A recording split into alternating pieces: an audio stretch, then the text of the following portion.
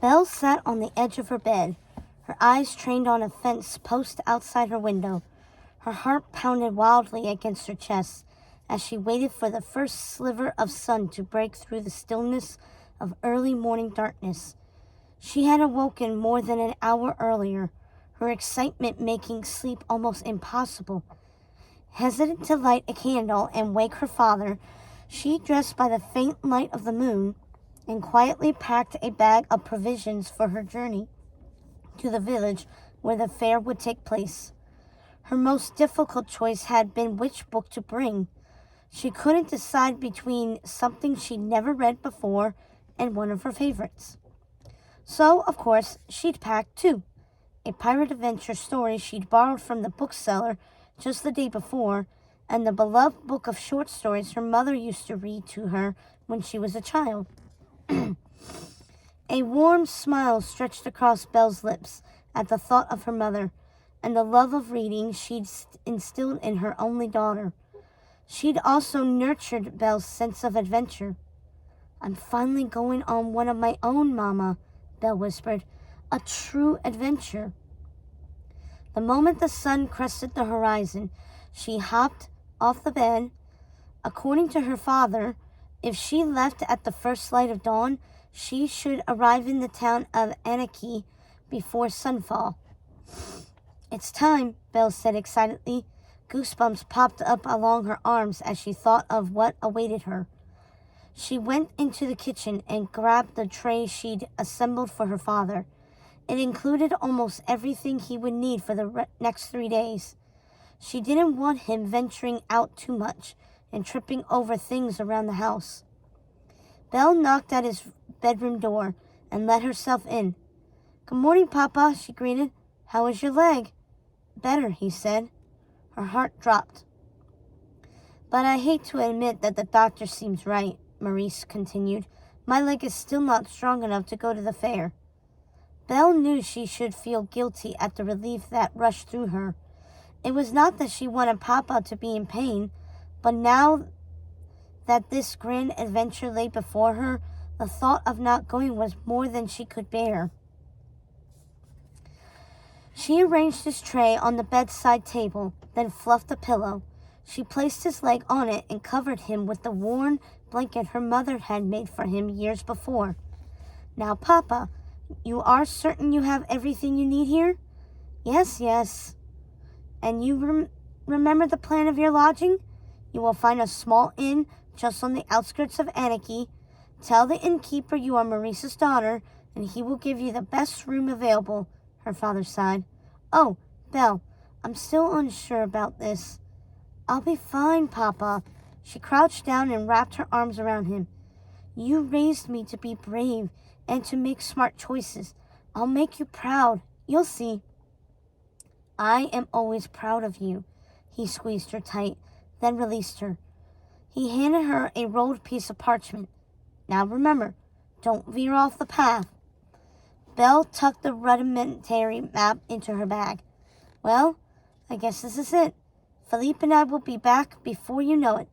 She gave her father another kiss before leaving his room. She grabbed the bag she'd packed and then left the house, a mixture of anticipation and the tiniest bit of apprehension traveling along her spine as she made her way to the stable and saddled Philippe. The Belgian draft horse was her most trusted companion. She didn't have anything to worry about with Philippe at her side. "You could do this."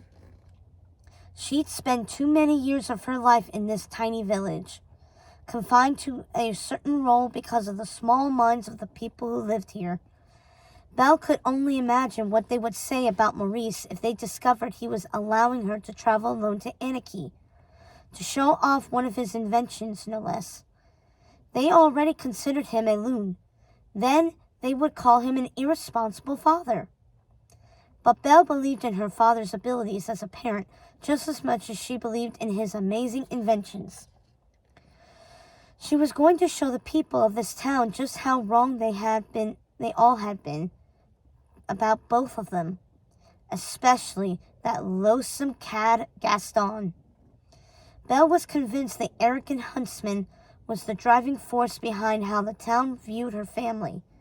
He had the townspeople wrapped around his sausage-sized little finger, and if Gaston decided someone should be shunned, most obediently followed his lead. His cruelty toward Belle and her father had escalated after she turned down his advances, but she would endure the censure of every person in town before she gave in to Gaston. Belle gathered the reins and gave Philippe a firm pat with her booted foot. "Let's go, Philippe. We have a long journey ahead of us." They started out with a slow but steady canter, her horse's hooves kicking up tiny plumes of dust on the country road as they clumped along the path. Belle switched the reins to her left hand so she could use the other to tighten the cloak at her neck. The wind was brisk, but at least it wasn't wet. A cold, weather-light snowflake landed on her nose. "Wonderful," Belle said with a sigh. "I guess I should have expected this, huh, Philippe?" She would not allow the snow to put a damper on her journey. She'd waited too long to taste the freedom of the open road, to see the world she'd only read about in her beloved books. Not that there was not much to see here. So far, her father's map had led to one long, boring road with nothing but trees on either side.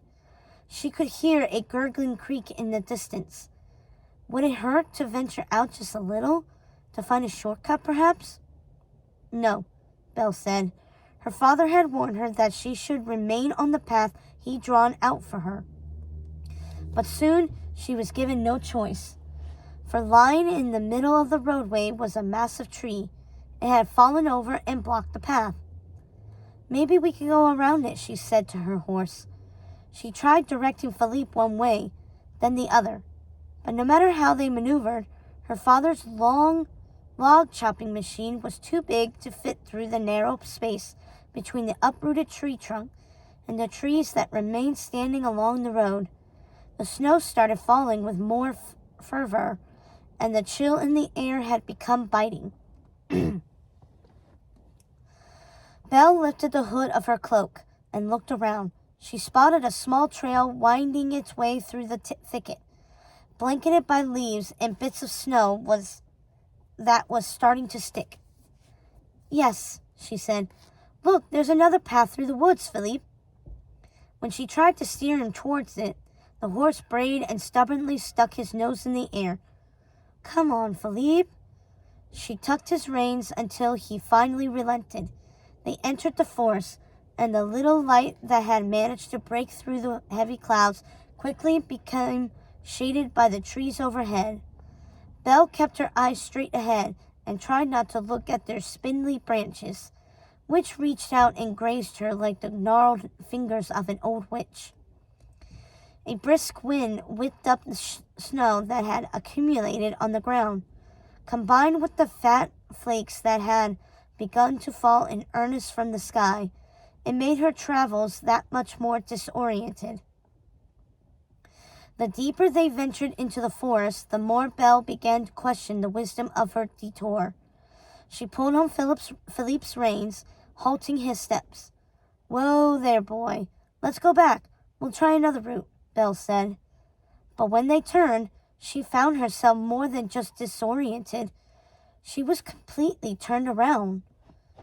The path she'd set out on was indistinguishable from the rest of the forest floor. A lump of terror launched in her throat, but Belle managed to swallow it down. She inhaled deep, stinging breaths in the frostbitten air, an effort to keep her rapidly beating heart under control. The horse took a tentative step. Belle leaned forward and ran a hand along his mane. "Careful, Philippe," she whispered. "One wrong move, and the horse could trip over a hidden tree stump or fall into a snow-covered divot." There were so many hazards looking all around, daggers she hadn't taken very seriously when she'd volunteered for this journey. Belle straightened her spine and held up her chin. She would not allow fear to grab hold of her. The characters she'd read about in books over the years always faced some type of hardships, didn't they? And they always managed to find a way out. She would do the same. She slowly guided Philippe across the terrain. On more than one occasion, she jumped down from the horse and walked ahead of him, testing the ground before allowing him to drag her father's invention across it. Belle tried not to think about how much time had passed, but she knew this had set her back at least half an hour or so far. She dreaded traveling these roads past nightfall and could only hope she would be able to make it up some time once she and Philippe were back on the right path. Belle looked ahead and gasped, "Look, Philippe!" There was an opening through the trees, just to the right of it. She could make out the tree that had fallen on the roadway. Somehow, she'd managed to find her way back, and on the right side of the tree, no less. Relief buoying her, she climbed onto the saddle and pressed her booted feet gently into the horse's flanks, urging him forward. But just as they cleared the tree line, Belle heard a loud clomp and jerked back. "No, no!" Belle jumped down from the saddle and raced to the wagon that carried her father's machine. The front wheel was firmly lodged in a muddy, snowy rut. "No, no, no!" Belle cried about in vain. She grabbed hold of one of the spokes and tugged at it, knowing it was a wasted effort. Between the log-chopping machine and the wagon, she wouldn't be surprised if this load weighed 1,000 pounds. She could have muscles the size of boulders, and she wouldn't be able to get that wheel moving without some help. She kicked the wheel in frustration, gaining a scuffed boot for her effort. Maybe there was a way to dig the wheel out. She spun in a slow circle, searching for something to use as a shovel. The snow had begun to fall in earnest, making it hard to see more than a few yards in any direction.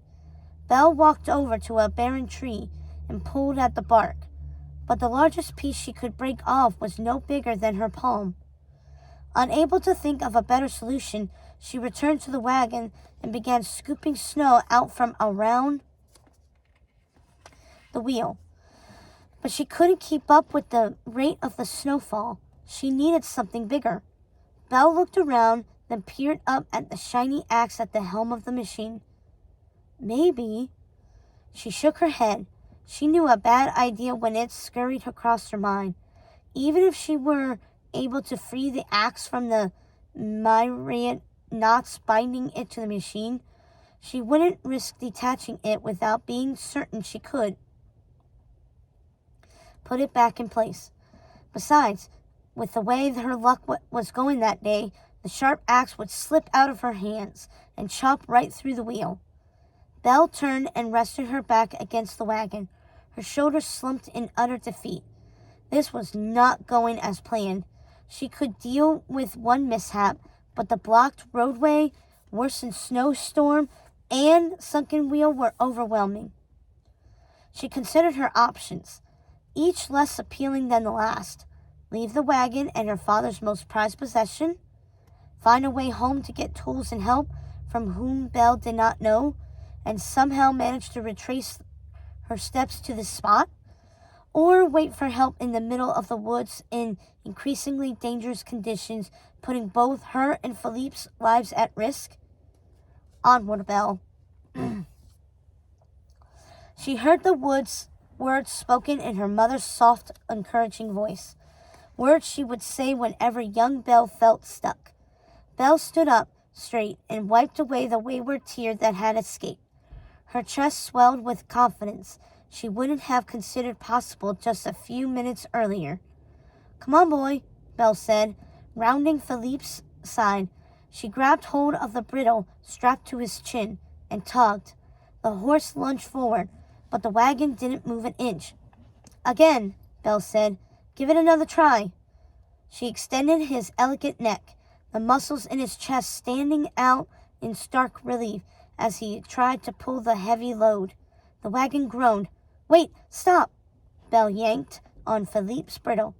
She stooped low and confirmed what she'd already suspected. Instead of pulling free, the wheel had only lodged deeper in the rut. Could this day get any worse? Just then, Belle heard a faint sound somewhere in the distance. She crouched lower, her eyes darting from left to right. She did her best to calm her frantic breaths and to hear over the chaotic thumping of the blood rushing through her veins. Holding herself very still, Belle listened intently. There it was again. The sound was muffled, barely discernible over the wind rustling through the trees, but she had definitely heard it. She looked all around, searching the area the sound had come from. She saw the tree branches shake and then heard it again. It sounded like a horn of some type. And laughter? More shaking branches, more laughter. She looked just west of her, towards snow-laden trees. What emerged made Belle's skin crawl and her stomach wrench. Gaston. Great, just what she needed. Moments later, his sidekick LeFou scampered up behind him, clutching a quiver of arrows in his hands. The bow's thick leather strap was stretched tightly across Gaston's massive chest. Belle knew better than to hope they would see her, not the way her father's colorful contraption stuck out in this white landscape. Still, she tried to make herself as small and invisible as possible. Maybe they would think someone had abandoned the wagon. Well, well, what do we have here, LeFou? Belle's eyes slid shut at the sound of Gaston's voice. This looks like the inventor Maurice's fine steed, doesn't it? This horse is wasted on that loony old man, if you ask me. Yeah, Maurice doesn't deserve a horse like this, LeFou said. Philippe neighed and Belle had to curb the urge to lash out at that towering buffoon and his little minion. And then she realized their voices were getting closer. It was only a matter of time before they spotted her. Instead of allowing Gaston to find her crouching like a frightened church mouse, she stood. Belle? Gaston called. There was genuine surprise in his voice. No doubt he was expecting to find her father. What are you doing out here? Having a cup of tea, Belle replied, the words dripping with sarcasm. LeFou started muttering about wanting a nice warm drink before Gaston shot him a look. Well? Gaston turned to Belle, bracing his feet apart and crossing his gargantuan arms over his equally gargantuan chest. If you must know, I am on the way to the fair in Anarchy, Belle said, but as you could see, I've found myself in a bit of a rut. Quite literally. Gaston rounded the wagon. He rubbed his chin with his big, meaty hand. It's no wonder a girl taking out a wagon alone. Belle cringed. She would never understand why the women in town fawned over this Neanderthal. He had the grace of a water buffalo and the temperament to match. Belle suddenly had a thought. If the tales he so often told all about town were true, he also had the strength of 10 buffaloes. While she barely put stock in anything Gaston said, his physical prowess was undeniable, and that mighty strength of his was exactly what she needed. If she, Gaston, and LeFou tried, it was possible they could lift the wagon out of the trough. But to ask a favor of Gaston, there was nothing Belle could think of that she would rather do less. Well, that wasn't entirely true. There were several things she could think of that was worse when it came to Gaston. The man wasn't one to do favors for anyone. Anything she asked of him would come at a price, and just the thought of what that price might be made Belle made to hurl herself into the first icy river she came upon. She opened her mouth to tell him to get on his merry way, but then she looked at her father's invention gathering snow, at Philippe's trusting gaze. What choice did she have? She could not get out of this quagmire she found herself in, and she hadn't seen another soul on the path all morning. Only fools would venture out as the snowfall increased. She needed muscle, and fortunately, the only muscle here belonged to the bane of her existence. She sucked in a deep breath before she began. Gaston, Belle started in her most conciliatory voice. It galled her to have to use this approach, but a man like Gaston thrived on such things. She would have to be her most pliant and amiable self if she wanted his help. I know we've had our disagreements in the past. Disagreements? He arched a thick, bushy eyebrow. You've been downright disrespectful to me, Belle, when I have offered you more than a girl like yourself could ever hope for. Maybe she could just live in this forest forever. That would be better than being beholden to this leech. Belle forced a smile. I will admit that I have been less than pleasant at times, but that's all water under the bridge. Is it now? Gaston murmured. Yes. In fact, I consider you somewhat of a neighbor, Belle continued, struggling to find the right word. And as a neighbor, I was hoping for assistance in a certain matter. What is it you want? She stared at him. Wasn't it obvious? I need help dislodging my wagon. If I don't get moving soon, it will be dark before I can reach Anarchy. So you need my help? Gaston said. He looked over at his sidekick. Did you hear that, LeFou? Little Belle here, who has turned that pert nose up at me whenever I've come near her, actually needs me. She shook her head, immediately regretting her decision. She should have unstrapped Philippe and walked home with him. It would have been better to admit to her father that she'd made a mistake in coming here than to rely on Gaston for anything. Maybe I would be willing to help, Gaston said, if you would be willing to do something for me in return. And there was the other shoe. She had known this despicable barbarian would exact a price. What do you want? Belle asked. Dinner, Gaston said. He rubbed his hands together. If I free your little wagon from this rut, you will agree to have dinner with me at the tavern this coming Saturday night. Suffer through an entire meal with Gaston at the tavern on a Saturday night. That would be all but a declaration that they were courting. Why don't you let me pay you instead? Belle asked. He laughed. I don't want or need your money, Belle. What about if I baked you something? Maybe some cakes you could sell at the tavern. Gaston rubbed his chin. If I didn't know better, I would think you were ashamed to be seen in public with me, Belle. Ding, ding, ding. The thought of being seen in public with him made her queasy. It's not that. It's just... She hesitated. Belle? Gaston looked down his nose at her. You have my price. What is your answer? You must admit that dinner with me is better than anything else you have planned for this Saturday. Yeah, it's way better than having your nose stuck in one of those books, LeFou said. A book? A book! That's it, Belle whispered. She scrambled up the side of the log chomping machine and grabbed her bag from where she tucked it behind the seat. She searched around inside until she found the book she'd gotten from the bookseller.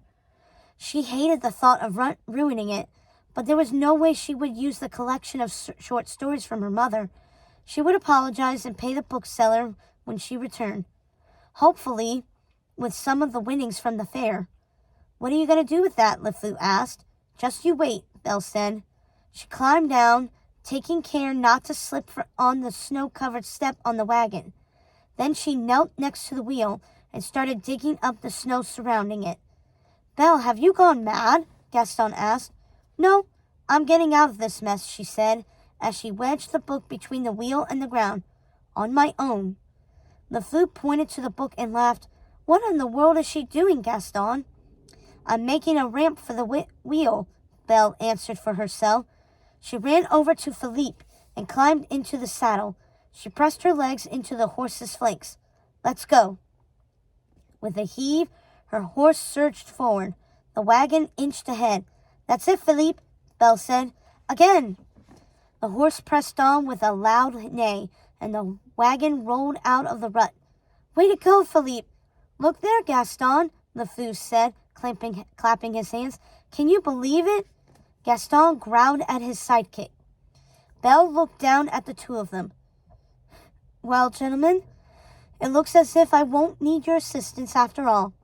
Gaston, I'm sure you can find some willing woman in the village to join you for dinner Saturday night, but it won't be me. And now I have some important things to do, like demonstrating my father's invention at the fair."